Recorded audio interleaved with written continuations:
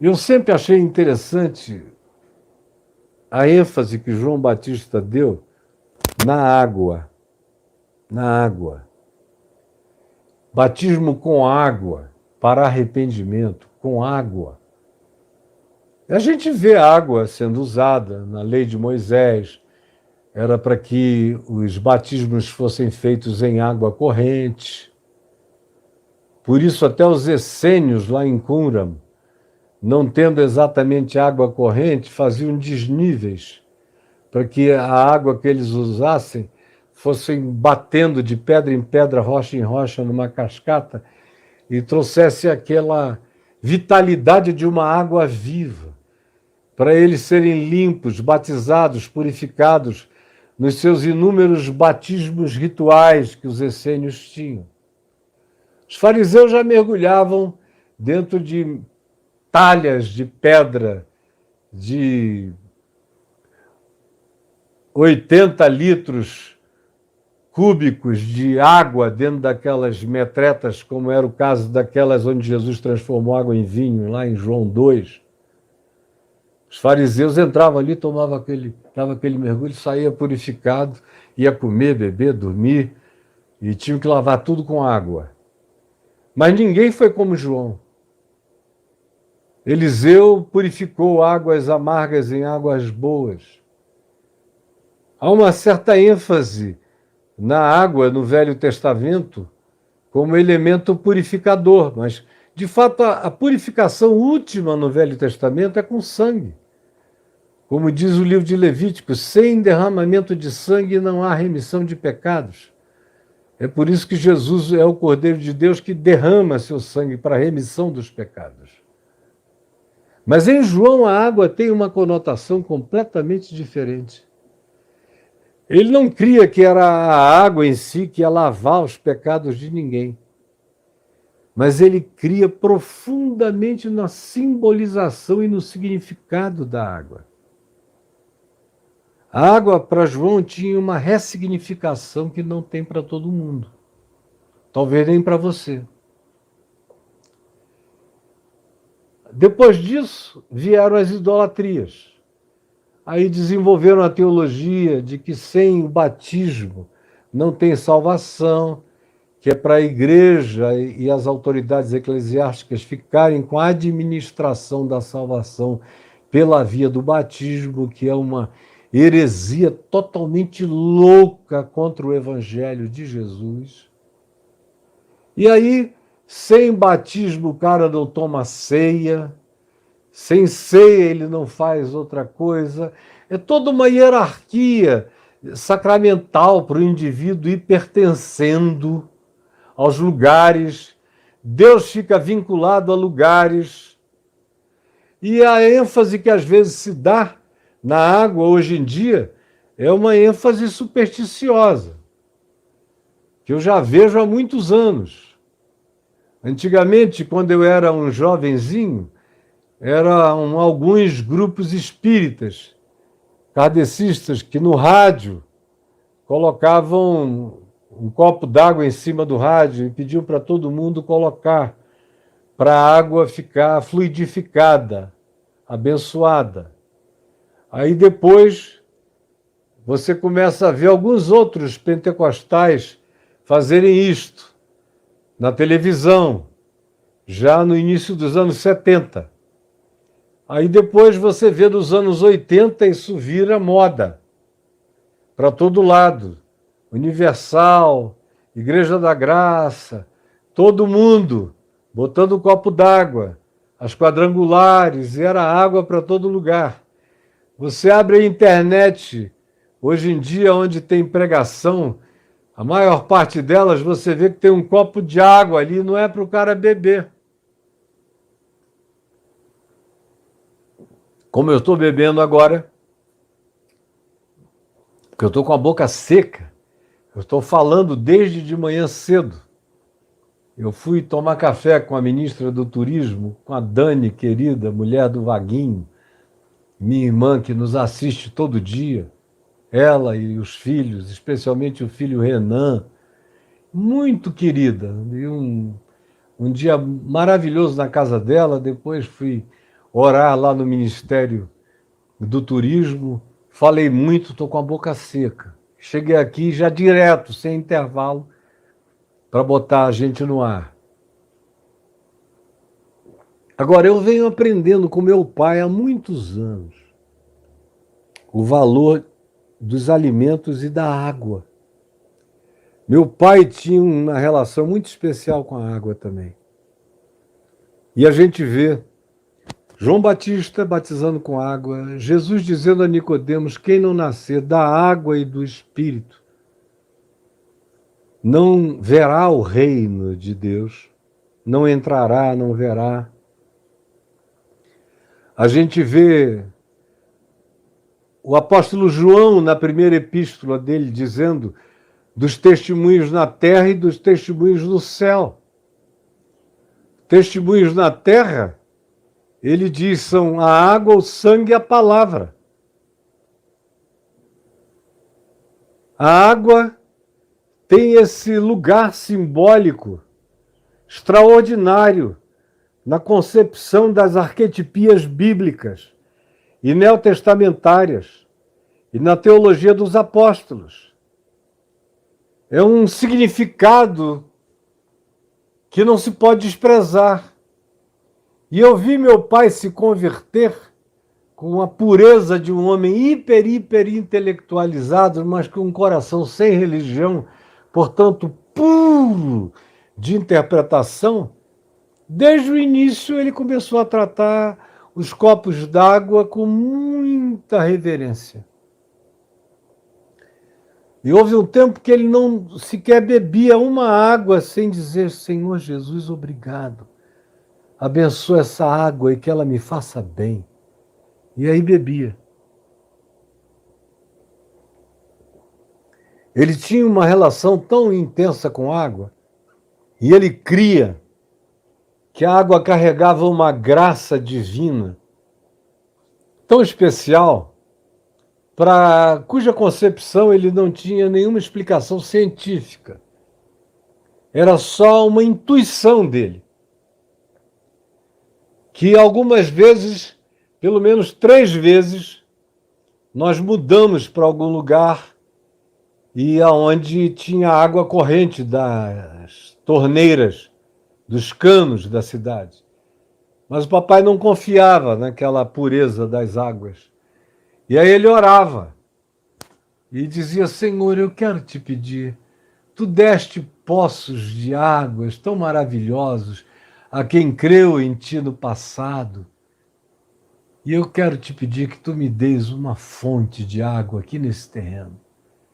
Aí ele mandava cavar e botava ali aquelas tubulações todas até alcançar a água. Aí dava aquela água, borbulhava aquela água pura. Ele mandava examinar no laboratório. As 3 vezes em que ele fez isso, todas as 3 águas eram minerais. Teve uma delas que era de uma qualidade tão mineral que a água mineral Santa Clara de Manaus, uma grande empresa, quis comprar o terreno só para ter acesso àquela água. E meu pai disse: não, eu pedi ao Senhor. E eu não vou dar a água que ele me deu, não vou vender o que ele me deu de graça para eu beber. Se algum dia eu sair dessa casa e vocês ficarem sabendo, venham e comprem esse terreno, porque a água é da melhor qualidade. Agora, no entanto, quando eu digo agora, é de uns 30 anos, 35 anos para cá, prestem atenção que eu vou já terminar. De uns 35 anos para cá, a gente tem evidências científicas do significado da água. E de não só da água, mas de todas as coisas. Como a Bíblia fala, o profeta Isaías, o profeta Jeremias, o profeta Oséias, estabelece essa relação enorme entre vida com Deus, harmonia, gratidão e o que acontece com a natureza à nossa volta. O profeta Oséias diz no capítulo 4 que quando a terra, a sociedade existe num contencioso contra Deus, num estado de rebeldia, todo mundo sofre. As raízes secam. Essa semana a gente viu uma descoberta na Universidade de Tel Aviv. Eles conseguiram gravar o grito das plantas quando estão com sede ou quando são ameaçadas. Elas se comunicam umas com as outras e emitem um som que é de uma altura que o nosso ouvido humano não capta, mas os animais ouvem. E é uma troca, um aviso, além do que hoje a gente sabe, que elas se comunicam também pelas suas raízes, que há uma endonet correndo embaixo da terra, se comunicando, planta com planta, anúncios e avisos. Hoje a gente sabe pela ciência da riqueza extraordinária que os cogumelos têm na comunicação interior, no avisar a todas as plantas de uma floresta dos riscos que estão acontecendo num lugar. Os russos já tinham descoberto isso há 30 e tantos anos, ou 40, quando gravaram, puseram eletrodos e gravaram o fato de que se alguém se aproximasse de uma árvore com eletrodo para fazer carinho na árvore, para dar um abraço nela, para desejar coisa boa a ela, a árvore vibrava de uma maneira diferente, harmônica. Mas se você colocasse uma faca, um machado, e dissesse para o cara olhar para a árvore com a intenção de cortá-la, quando ele andava para lá com aquela intenção de ferir, a árvore emitia uma vibração gritada, um ruído gritado, detectado pelos eletrodos. Foi a primeira vez que eu vi uma evidência científica extraordinária e que muita gente não queria nem pensar a respeito do assunto. Parece que a gente está perdendo um direito de primogenitura, que são nós humanos, e que somos os comunicadores, os sensíveis, os isso e os aquilo. Nós somos os idiotas, na verdade. Paulo diz que a criação geme, e não é poesia, não é verdade. Aguardando o dia em que essa loucura vai acabar. E a gente tem aquela figura de um estudioso, começou como fotógrafo no Japão, Masuro Emoto, eu creio que é o nome dele. E eu fiquei impressionado quando eu vi a primeira vez a pesquisa do indivíduo, desse Masuro Emoto. Cafezinho. Pois bem, quando ele, há alguns anos, começou a fazer experimentos com água, ele botava a água num lugar e submetia no início a água a músicas diferentes. Música calma, música pancada, música de vários tipos em ambientes diferentes e a água exposta. Depois ele tirava e congelava por 2 horas, até a água criar os seus cristais. E aí pegava os cristais e colocava nos microscópios. E para cada tipo de música havia um tipo de cristal. A música pesadona demais, com aquela batida de angústia, de desespero, produzia cristais amorfos, cristais estranhos. Por outro lado, se você pusesse bar, uma música mais suave, mais harmônica, mais contínua, a cristalização era perfeita, linda, com desenhos extraordinários, de beleza incrível. E ele foi evoluindo esses trabalhos até que chegou agora, há uns 5 anos atrás, ele fez a experiência demonstrada, e todos vocês já devem ter visto aqui na internet.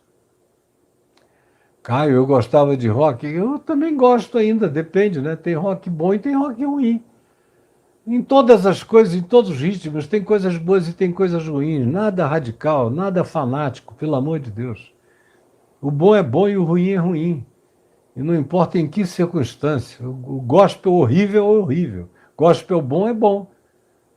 Então vamos parar com isso. Mas eu estou falando do doutor Massuro, que ele há 5 anos fez o seguinte, ele pegou copo d'água e escreveu em vários copos de água declaração de gratidão e amor.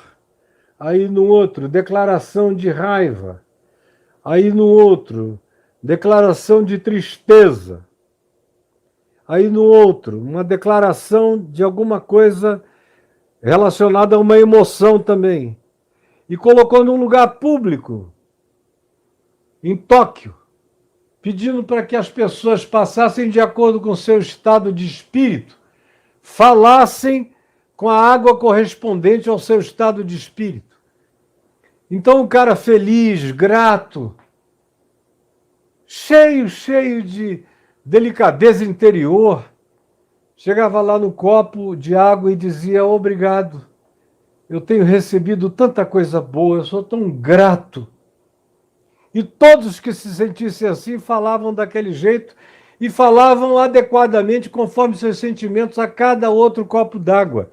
No fim, ele fez o mesmo experimento, congela 2 horas e bota num microscópio que aumenta 500 vezes o tamanho daquela célula. E aí, outra vez, o susto foi extraordinário. A água da gratidão, a água do amor, produzia os cristais mais límpidos, mais maravilhosos. Isso aqui não é algo, não é fake news, você pode pesquisar. Tem gente séria trabalhando com isso no mundo inteiro. Até porque a água está aqui, nosso corpo é água.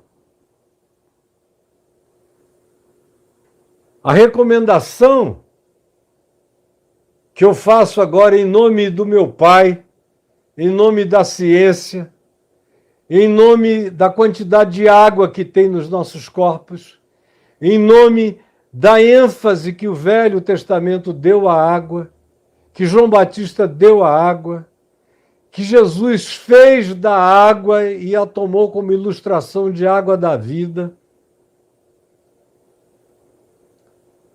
Como quando ele cura um homem, manda ele se lavar no poço de Siloé. Ou a mesma coisa que você vê acontecendo, inclusive na teologia da primeira epístola de João, como sendo a água um dos testemunhos de Deus na terra. Isso é muito forte. E aí a gente fica sabendo que esse líquido aqui tem o poder de absorver o meu estado mental, espiritual, emocional. E não é superstição. As moléculas de água recebem positividades e se tornam viçosas e fortes, dependendo do que você se comunique com ela. E se comunicar realidades negativas, você vai transformá-las em, de fato, moléculas distorcidas e desfiguradas e adoecidas. Isso hoje é ciência. De modo que, pessoalmente, eu estou a cada dia renovando mais esse sentimento dentro de mim. Eu preciso tomar pelo menos 3 litros de água por dia. E o que é que eu faço? Eu batizo o meu corpo com água por dentro, com gratidão a Jesus. Lavo o meu sangue, diminui essa glicemia, traze o meu sangue para o equilíbrio melhor da saúde. Eu faço com gratidão. Muito obrigado por esse milagre da água, que é símbolo da minha purificação externa e do consumo necessário à vida, que eu tomo com gratidão, pedindo que tu laves o meu fígado, já tão maltratado de tanta hepatite, de tantas outras coisas, de tanto desregramento de vida andando pelo mundo. Lava o meu fígado, os meus rins. Obrigado, Jesus. Meu trato intestinal, que a tua água me lave. E tudo quanto fizerdes, seja em palavras, seja em ação, seja comendo, seja bebendo, fazei-o com gratidão, em nome do nosso Deus e Pai. E Jesus disse, e Paulo repetiu, que todas as coisas são santificadas com ação de graças. E não tem porquê, sem nenhuma superstição, mas com consciência bíblico-científica, você saber que esse líquido divino que está aqui tem a capacidade de assimilar a minha projeção mental, emocional e de sentimentos. E de me devolver